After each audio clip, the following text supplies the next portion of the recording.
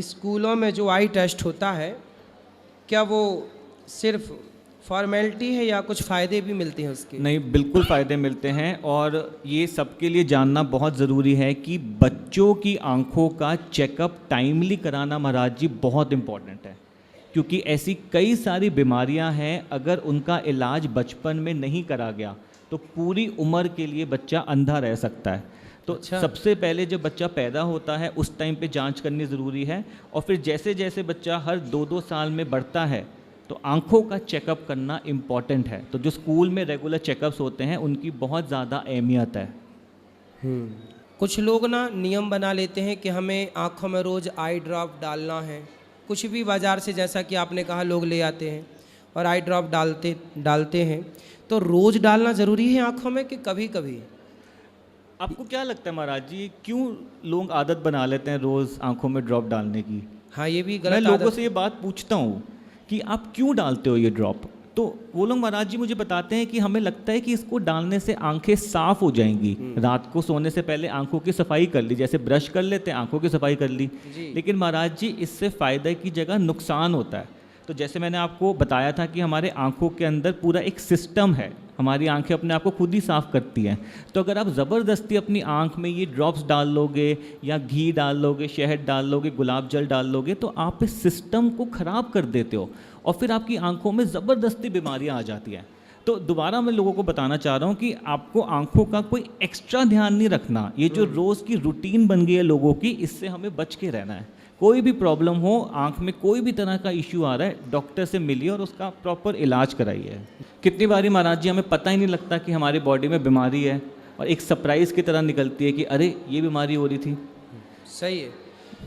कई लोगों को तो आश्चर्य होता है कि अरे ये तो अच्छा खाता पीता था, अच्छे से रहता था, एक्सरसाइज भी करता था, जिम भी करता, फिर भी बिल्कुल। बीमारी कैसे हो गई? बिल्कुल। ये भी बड़ा ताज्जुब लगता है लोगों को। बिल्कुल। एक बार एक मेरे दोस्त है, उसने ऐसी ब्लड टेस्ट करा लिया और उसको पता लगा कि अरे मुझे तो शुगर की बीमारी हो रही है, मैं तो बिल्कुल हेल्दी हूँ।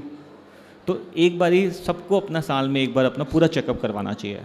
अच्छा, आँखों का जो हेल्थ इंश्योरेंस लेना सही है कि गलत है? महाराज जी आंखों का ऐसा अलग से हेल्थ इंश्योरेंस नहीं लिया जा सकता। यूजुअली आपको हेल्थ इंश्योरेंस पूरी बॉडी के लिए लेना होता है, लेकिन मेरे ख्याल से हम सबको हेल्थ इंश्योरेंस लेना चाहिए, क्योंकि टाइम के साथ जैसे जैसे टेक्नोलॉजीज़ बेटर हो रही है, इलाज भी महंगे होते जा रहे हैं। तो कभी कभार इस तरह के इलाज आ जाते हैं जो अफोर्ड करना मुश्किल हो जाते हैं, तो वहाँ पे इंश्योरेंस बहुत हेल्प करती है। जी। अच्छा, ये बताइए कि सबको ही एक दिन चश्मा लगेगा क्या? हमें भी, आपको भी? बिल्कुल महाराज जी, 100% लोगों को एक ना एक दिन आंखों में चश्मा लगना ही लगना है।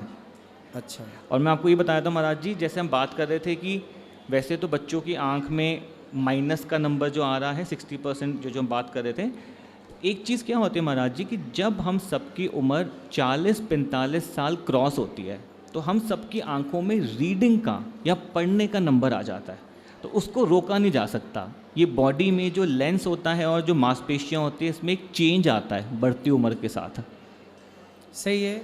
एक उम्र के बाद सबकी आंखों में मैंने चश्मा देखा है। बिल्कुल, लगना ही लगना बहुत है। कम लोग होंगे ऐसे जो बढ़ती उम्र के साथ चश्मे का प्रयोग ना करें, बहुत कम।